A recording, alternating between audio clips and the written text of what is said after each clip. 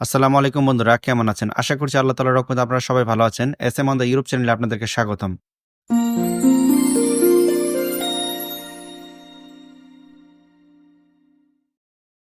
বন্ধুরা, আপনারা ভিডিওর প্রথম পার্টটি মনোযোগ সহকারে শুনেছেন। এখন ভিডিওর দ্বিতীয় পার্টটি নিয়ে আপনাদের সাথে আলোচনা করব।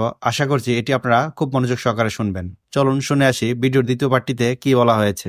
এছাড়াও ইতালিয়ান সরকার আরও সিদ্ধান্ত নিয়েছে, যাদের ওয়ার্ক পারমিট আছে তাদের দ্রুত ভিসা দিবে।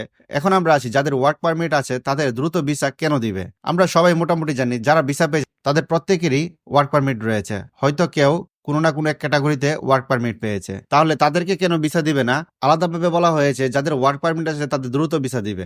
এই কথাটির অর্থ হচ্ছে, যারা ইতালিয়ান মালিকের মাধ্যমে আসবেন, যেই মালিক আপনার পুরো দায়িত্ব গ্রহণ করবে, আপনার ডকুমেন্ট তৈরি করে দিবে এবং এই মালিকের কাছে আপনি সব সময় থাকবেন, তাদেরকে বলা হয়েছে দ্রুত ভিসা দিবে। আর যারা ইতালিতে এসে মালিকের শরণাপন্ন হবেন না, মালিক থেকে চলে যাবেন, তাদেরকে তারা দ্রুত ভিসা দিবে না। এটি তারা কিভাবে বুঝতে পারবে? অনেক ভাইরা নুলাস্তা জমা দিয়েছেন। আপনারা হয়তোবা মনে করতে পারেন যে আমরা তো সঠিক নুলাস্তা জমা দিয়েছি, আমাদের আত্মীয় স্বজন জমা দিয়েছে, তাহলে আমাদের নুলাস্তাটি কেন রিজেক্ট খেয়েছে, আমরা কেন ভিসা পাইনি? এখানে আরেকটি সমস্যা আপনারা খুঁজে পাবেন যদি আপনারা চিন্তা করেন। সমস্যাটি হচ্ছে, আপনারা যাদের মাধ্যমে নুলাস্তাটি বের করেছেন, তারা যেই মালিকের সাথে কন্ট্রাক্ট করেছে, সেই মালিক আপনাকে কোনো ধরনের কাজ দিবে না এবং ডকুমেন্ট তৈরি করে দিবে না। আপনাকে শুধুমাত্র ইতালিতে আনা তার দায়িত্ব। ইতালিয়ান সরকার যখন এই নুলাস্তাটি কন্ট্রোল করার পর যখন বুঝতে পারে এই মালিকের তেমন কোনো আয় ক্ষমতা বা কোনো শ্রমিককে কাজ দেওয়ার ক্ষমতা তার নেই, তাহলে এই ধরনের নুলাস্তা ইতালিয়ান সরকার রিজেক্ট করে দিবে। ফলে আপনি ইতালির ভিসা আর পাবেন না।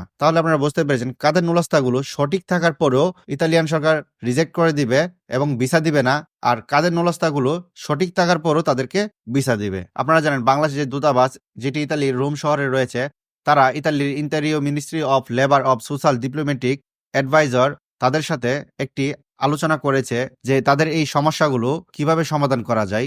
এতগুলো ভুক্তভোগী বাইরে রয়েছেন, তারা রিটার্ন পাসপোর্ট পেয়েছেন এবং ভিসা পাচ্ছেন না। এই সমস্যাগুলো কিভাবে দ্রুত সমাধান করা যায় এবং 2025 সালে যারা ওয়ার্ক পারমিটের জন্য আবেদন করবেন বা করতে যাচ্ছেন, তাদেরকে কিভাবে তারা ভিসা দেবে। একটি আলোচনা করার পর তারা একটি সুন্দর সমাধানে আসতে পেরেছে। সমাধানটি হচ্ছে, ইতালিয়ান যে সরকার বা ইতালিয়ান যে লেবার অফিস রয়েছে, তারা বলেছে 2025 সালে যারা আবেদন করবে তাদেরকে ভিসা দেওয়ার ক্ষেত্রে কোনো সমস্যা হবে না, কারণ তারা একটি নতুন প্রক্রিয়া নির্ধারণ করেছে। প্রক্রিয়াটি হচ্ছে মালিকের শ্রমিক নেওয়ার ধারণ ক্ষমতা, মালিকের ট্যাক্স হিসাব এবং মালিকের কাগজপত্র ঠিকঠাক আছে কিনা, সমস্ত কিছু তারা আবেদন করার পূর্বেই যাচাই বাছাই করবে। যদি যাচাই বাছাই করার পর এগুলো সঠিক থাকে, তাহলে তারা নুলাস্তা দিবে, মানে অরিজিনাল ভিসা পাবে। এই নিয়মটি মোটামুটি আপনারা অনেকেই জানেন। এই নিয়মটির জন্য 2025 সালের অনেক সংখ্যক মানুষই আবেদন করতে পারেনি, কারণ অনেক মালিকেরই সবকিছু ঠিকঠাক নেই। শুধুমাত্র অল্প সংখ্যক মানুষ আবেদন করতে পেরেছেন। তো যারা সঠিকভাবে আবেদন করতে পেরেছেন বা যাদের আবেদনগুলো গ্রহণ করবে, অবশ্যই তারা 2025 সালে খুব দ্রুত ভিসা পাবেন। তারা আরেকটি কথা বলেছে, 2023 এবং 24 সালের যেই নুলাস্তাগুলো জমা পড়ে রয়েছে, এর মধ্যে অধিকাংশ নুলাস্তাই ভুয়া। এই নুলাস্তার জন্য তারা কার্যক্রম ঠিক মতো করতে পারছে না। 2025 সালের আবেদনের জন্য পিছনের যে কাজগুলো রয়েছে, এগুলো কোনো সমস্যা হবে না। তারা দ্রুত এগুলো শেষ করার জন্য চেষ্টা চালিয়ে যাচ্ছে। এবং তারা আরো বলেছে 2025 সালের নুলাস্তা বের হওয়ার পূর্বেই 2023 এবং 24 সালের যেই নুলাস্তাগুলো জমা হয়েছে, এগুলোর কাজ তারা পুরোপুরি শেষ করে দিবে এবং যাদের ওয়ার্ক পারমিট গুলো সঠিক এবং ঠিকঠাক রয়েছে তাদেরকে দ্রুত ভিসা দিয়ে দেবে, আর যাদের নুলাস্তার সমস্যা রয়েছে তাদেরকে তারা রিজেক্ট করে দিবে। তো আশা করছি এরকম প্রক্রিয়া যদি চলতে থাকে, তাহলে যারা 2025 সালে আবেদন করেছেন তাদের কোনো সমস্যা হবে না এবং তাদের চিন্তার কোনো কারণ নেই। আর যারা 23-24 সালে জমা দিয়েছেন বা দিবেন, তাদের চিন্তার বিষয় এখন তিনটি। প্রথম যে চিন্তার বিষয় সেটি হচ্ছে, তাদেরকে রিটার্ন পাসপোর্ট দিয়েছে, নুলাস্তাগুলো কি সঠিক নাকি ভুয়া এটি তারা জানতে পারছেন না।